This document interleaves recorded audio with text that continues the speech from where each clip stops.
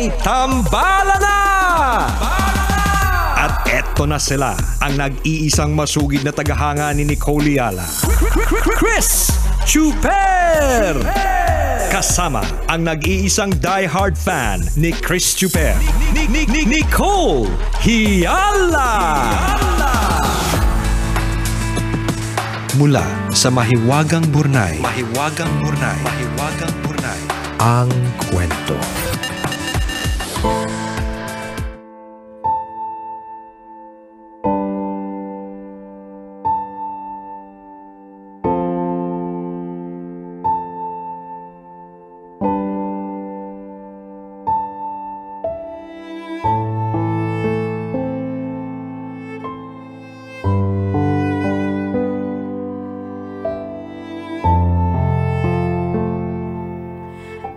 Nicole and Chris. Itago niyo na lang ako sa pangalang Bogart, isang registered nurse dito sa Amerika at tambalanista since 2016. Nung dyan pa ako nagtatrabaho bilang nurse sa atin, umiere kayo sa Iloilo kapag mahiwagang Burnay na. Kayo ang pumapawi sa pagod ko sa araw-araw na trabaho. Kaya ngayong nasa Spotify na kayo ang background ko habang papunta sa work.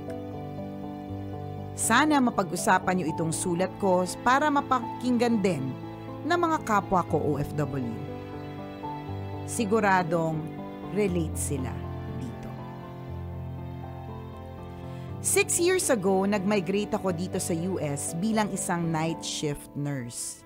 2 years ago, I was promoted as a supervisor.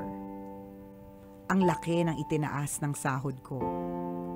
Sa katunayan, nakabili ako ng 2-story house, brand new car, konting stocks for investment, at isang condo unit sa Manila na pinaparentahan ko. Kapag binabalikan ko, pangarap ko lang ang lahat ng ito dati. Pero lately, kasabay ng pag-asenso, nakakaramdam ako ng pagka-burnout. Tingin ko dahil frontliners, na-stress kami ng matindi noong COVID. Nahihirapan din akong pakisamahan ang mga subordinates ko dahil sa cultural differences at racism. Yung Pinoy naman sa trabaho, kung hindi backstabbers, utak talangka.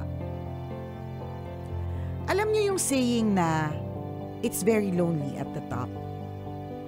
Ramdam ko talaga yon. Nabawasan kasi yung mga kaibigan ko ever since I was promoted. Nakaka-pressure din yung upper management kasi kapag may bagong policy, kailangan maipa-implement agad sa staff.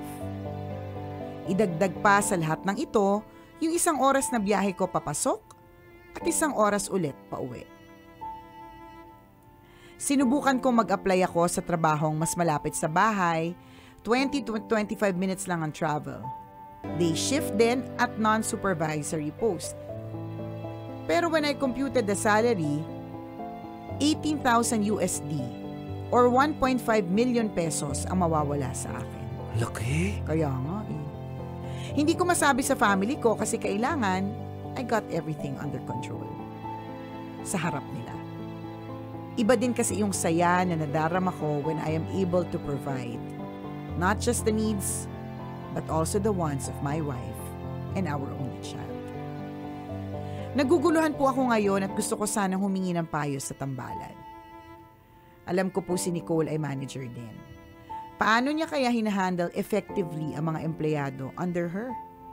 Kapag pinapanood ko po kasi sa newsfeed ko, parang ang saya-saya lang niya lagi kasama ng mga subordinates niya. Para kay Chris naman, bilang padre de pamilya siya, anong gagawin niya kung parehas kami ng sitwasyon? Doon ba siya sa trabahong malaki ang sweldo? O pipiliin niya ang mental health niya?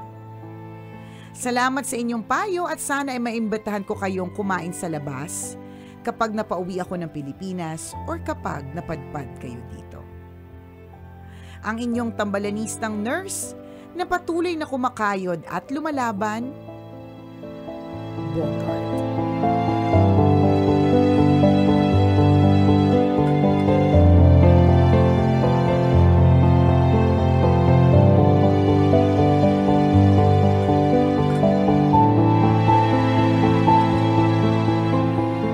Batchmate ka siguro namin. Dahil? Bogart eh. Yan yung uso ng dekada 80, dekada 90. Yan yung mga hoodlum eh. Oo. Yan yung mga goons. Kainuman lang sa amin. Yung mga goons, Bogart yung pangalan. Tawagin mo nga si Bogart at mag-uumpisahan na natin, tatagay na tayo din eh. Ito naman si Bogart, hindi pa dumadating eh. Nasa kanya yung pulutan. Ganyan. Bogart, ayan. Doon muna tayo sa sana. Maimbitahan mo kaming kumain sa labas kapag pumunta ka sa Pilipinas or kapag napadpad kami sa Amerika. Ganda G. yun. Yan. It's a deal. G. Go na yan. Diba? Alam mo naman kami ni partner, sama lang kami na sama basta may pagkain. Madaling sabihan, kalad ka rin. Oo, go lang ng go, di ba? So, ayan, Bogart, ang dami mo namang tanong. At ang hirap ng tanong mo, ha? Oo, ang hirap kailangan naman ng isang semester dito. True. Ang hirap naman ng katanungan mo, pero valid lahat ng questions, valid lahat ng mga nararamdaman. Lalong-lalo na yung kita ng malaki versus mental health. Mga ganon. Titiisin na lahat ng paghihirap at kumikita ng malaki versus mental health. Ako para sa akin depende kasi sa tao. Kung ikaw yung tipong talagang ma-anxiety na tao. May ganun eh. May taong madaling magkaroon ng anxiety, na-anxious, madaling pag tinamaan ng problema, madaling manginig, mangatog at mag-give up. May mga ganon. Correct. At meron din namang kakayanin at titiisin. 'Di ba? Ng bongga-bongga kasi yung may mga iba din namang hindi naniniwala sa mental health issues. Meron din ganon. 'Di ba? Kaya hindi namin masagot. Kung ikaw yung tinanong, partner, ikaw sumagot, partner, ikaw yung tinanong. Sagutin mo daw. May specific questions talaga for correct, each, no? Kwento na kita ng malaki or mental health. Yan yung tanong niya daw sa'yo yun. Agree ako doon sa sinabi mo. Depende yan sa threshold. Threshold meaning, kung ano yung kapasidad mo. Correct. Ano yung limitasyon mo, hanggang saan yung boundaries mo. Yes. Ano yung kaya ng emotion mo, anong kaya ng pag-iisip mo. So, it depends. Kaya kung ikaw nga daw. Ako ang tatanungin. Malaking kita or malaki ang kita pero sobrang stressed or maliit lang ang kita pero mentally okay ka? I can take both. Kasi nga, depende sa Ang dupang talaga. Kung gusto parehas na trabaho. Isa-isa lang, Chong. Huwag kang ganun. Ang dami nangangailangan. Huwag kang dala-dalawa. Sugapa ka. Pakadamot mo. Pati stress kung kunin mo. Correct, diba? Hindi na lang ibigay sa iba. You can do both. Yes, yeah. I can manage adjust. both. Yun yung sinasabi natin. At dito papasok yung threshold mo. Correct. If you're somebody who can manage stress very well, 'di ba? Na parang okay lang, kaya kong mag-manage ng stress. Kaya mong gawin. Pero kung ikaw yung tipo ng taong mapagsabihan ka lang ng konti, 'di ba, maka-argumento mo ang kapwa mo empleyado o sumagot sa iyo ang subordinate mo at nanginginig ka na doon, then hindi mo siya pwedeng gawin. 'Di ba? Meron ka talagang kailangang i-let go. But then again, another consideration dito, may training na tinatawag. May mga leadership development na tinatawag, leadership program na pwede mong i-undergo. Ang dami mong makukuha dyan. Madami kang mapipick up na libre online na lang. Kasi ang mahal kasi talaga. Sa totoo lang, tas lalo na kung yung kumpanya ninyo, wala namang budget para dyan. Sa totoo lang, di naman lahat ng kumpanya. Pero dapat meron, ha? Dapat meron. Dapat meron. Lakasan natin, partner. Dapat meron. Dapat meron. Minsan kasi, aminin na natin sinasabak na lang basta sa posisyon ng hindi handa. Ay, totoo. Diyan dami, sige lang. Pwede ka na. Promoted ka. Oo. Diba? Mukhang gumawa na mabuti. Ayos. Diba? Ang galing niya sumayo ng Christmas party. I-promote na yan. Committee head agad. Ay, gusto kita, close tayo po, promote kita. Ikaw yung may potential. Yan. Ganon. O di naman kaya, piliin yan. Kasi overtime, hindi nagpapabayad. Yan. Ibig sabihin, committed yan. Hindi nagrereklamo kahit pinapapasok ng weekdays. Yan, may potential yan, maging leader. Ganon, marami sa atin ng ganon. Ang daming kumpanya na ganyan. Totoo diba? yun. Na isasabak na lang kahit hindi talaga handa. Correct. So ang effect niyan, ganyan. Diba? The moment na ma-promote yung tao, nangangapa siya. Hindi siya nangangatog at nangangatal. Although, on the other hand, kahit din naman mag-attend, although mas may edge din naman yung nag-attend ng leadership programs, nakapag-aral, mas may iba pa rin talaga talaga yung prepared for it. Yes. Pero kahit naman yung mga nag-prepare na for it still is a lifelong process of learning. 'Di ba? Yung pagkakapromote o yung pagkakaroon ng posisyon. Oo. Pero iba pa din kapag yung pinaaral ka at pinaghandaan mo 'yan. Totoo yun. Paano mag-deal with ano yung sinabi niya, cultural differences, yung mga racism, may mga ganyan na may ituturo lahat 'yan. Ngayon kung walang ganyan sa kumpanya niyo, 'di ba? Kanya-kanyang online, 'di ba?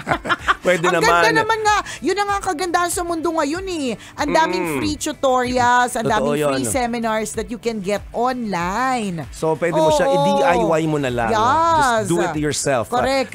Na matuto online. Maraming available learning materials online para na pwede mong i-apply sa pagiging supervisor or manager. So parang ang sinasabi mo, partner, parang huwag ka mag-give up dyan sa post na yan. Yes, Ako din eh. Yes. Parang doon sa computation mo kanina nga nagko-compute kami, hinayang kami sa 1.5. Ito pa bang 1.5 million pesos ang mawawala sa'yo kapag lumipat ka ng trabaho? Sayang din. Malaking bagay yun. Oo, pwede kasing ang source talaga, tama ka partner, ang source ng kanyang mental health anxiety is your unpreparedness for it. Baka kasi hindi ka prepared. Kaya dahil hindi ka handa dyan, 'di ba? Ang eksena mo ay nakakataranta talaga. Hindi mo alam kung paano gagawin at parang feeling mo, 'di ba, nababaliw ka dito. Pero pwede mo itong paghandaan. Sayang din talaga yung pera eh. On the other hand, yung sinabi mo nga partner na you can do both. Yung maliit na sweldo pero ayos yung pag-iisip kasi hindi ganun yung stress. Or malaking sweldo pero full of stress. Tapos na tayo dun sa malaking sweldo pero full of stress. Ang sagot natin dyan, pwede kang mag-online seminar, mag-aral ka, mag-leadership kinematic, kung ano man, para maging prepared ka. Makakabawas yan kahit papano. Basta free. Kasi nakakadagdag po ng stress yung may bayad pa yan. Sa totoo lang talaga. Correct. Nakakalurk. Pero mayaman naman yung kumpanya nyo. Dapat kung malaki sila magpasweldo, may ganoon din silang allotment para sa mga ganyang klaseng development program. So sinasabi mo ba na kapag walang development program, hindi mayaman yung kumpanya? Hindi lang nila naiisip. Wala lang silang consideration sa ganon. Sinasabi mo bang wala silang consideration? Ba't pag tinagalog na? Ang sakit na, no? So, sinasabi mo ba wala silang consideration? Pero, di ba, yung English, hindi lang nila nako-consider. They just don't get to consider it. Kasi pero maraming ganong management hindi nila kino-consider ang development program ng bawat empleyado. Totoo yan. Di ba? Yun yung sinasabi natin, yung natin na party last night, malaking bagay yun. Learning and development, hinighlight nila doon. Because employees, di ba, are your greatest asset. So, paano magiging greatest asset ang iyong empleyado kung hindi mo sila fueled by learning? Correct. Hindi mo sila tinuturuan. Diba? Hindi mo pinapaigting yung kanilang kaalaman. Yes. Diba? So nasolve na natin yung part na yon. So maaaring kung mayaman ang kumpanya ninyo, kaya magpasweldo ng malaki, magtanong ka, wala po ba kayong pa-development program na kayo dyan? Puro piling-piling program ko sila. Piling-piling lagi. Development program naman tayo. Ba't tawa ka? Bakit? Tambalan? Seryoso ba tambalan? Hindi tawa-tawa. Huwag ka magulo. Ang pinag-uusapan natin si Bogart. Si Bogart naman talaga. Wala namang iba. Bakit meron ba? Ba't tawa ka? Ewan ko sa'yo. Basta ganito, Bogart. Diba? Dahil mayaman yung kumpanya ninyo. Saka magbibidding bukas. Bogart. Hindi, may schedule mamaya, Bogart. Bogart! Ganito. Sabihin mo sa kumpanya nyo. Kasi mayaman naman, di ba? Pa-development program naman kayo dyan. Di ba? Kasi malaking part yun dapat alam ng management yun. Okay, yung L&D na tinatawag. Parte. Di ba nag-MBA ka? So, ang tanong dito, ang empleyado ba ay may karapatang magtanong? Oo naman. Kung may development program. Paano pag mo sinabi, wala? Di ka nga. Alam mo na. Dito na nga yung kanya-kanyang aral. Kasi, di ba? Kaya sabog-sabog kayo, hindi kayo aligned. Alam, iba yung natutunan mo sa natutunan ng iba. Hayaan mo na. Ganun talaga. Tinututunan, syempre, bibida mo yun. Napanood ko kasi sa YouTube. Iba yung napanood ng isa. Sabi niya, bakit yung YouTube na rin ang panood ko, ganito, ganyan. Magkaiba kayo. Hindi, pero I think kahit na magkaiba yung source, mostly isa lang din naman yan. Iba sila na pagkakaintindi. Yun lang, kasi iba yung teacher di ba? So, pero yun yung isang pwede mong gawin. Tanungin mo, pa-development program naman po kayo dyan. Dapat lahat kayo na promoted. Ano yun, merong program na nakalaan dito. Totoo pala. yun. Dapat may program para may expectation sa inyo yung management after the program. Alam mo, in a way, partner, okay din naman nang wala. Oo. Ay, di, kanya-kanya, kapa. Di ba? Nilagay mo ko dyan ng hindi ako handa eh. Hindi mo ako train mag-expect ka sa akin, magaling ako agad. Pare-pareho tayo ma-stress. Wait ka lang. 7 years bago ako gagaling. Hindi, pero totoo ha. In a way, medyo advantage din. In a way, na parang you do not expect so much from a person, hindi mo naman trainin na maigi. Oo naman. You learn on your own. Oo, di ba? Kanya-kanyang turo eh. Ganon. So, you may ask yan. Pwede mo nga itanong sa boss mo yan kung meron pang development program. Yes. On the other hand, dun sa part na dun ka sa mas maliit na sweldo pero wala kang stress. Yung sabi mo nga, partner, you can do both. You can also do that. Ibig sabihin, kapag maiksi ang kumot, matutong bumaluktot. Yes. Diba? Pwede din naman. Okay din naman yun actually eh. Yung sakto lang yung kita pero walang stress. Actually, masaya din siya talaga. Totoo. At tama din naman sinabi niya, it's lonely on top. On top, diba? Yes. May ganun. Hindi, pero I like it on top. Pero kung malaki yung bigayan, isipin mo, ibig sabihin ko yung nawawalang milyon, what more sa kinikita niya? Kaya nga. Ibig sabihin, masaya on top. In your case, na-stress ka lang ngayon. Hindi, ako lagi pag nasa top masaya. Ano ba? Si Bogart? Si Bogart. Si Bogart. Kasi na, bye-bye.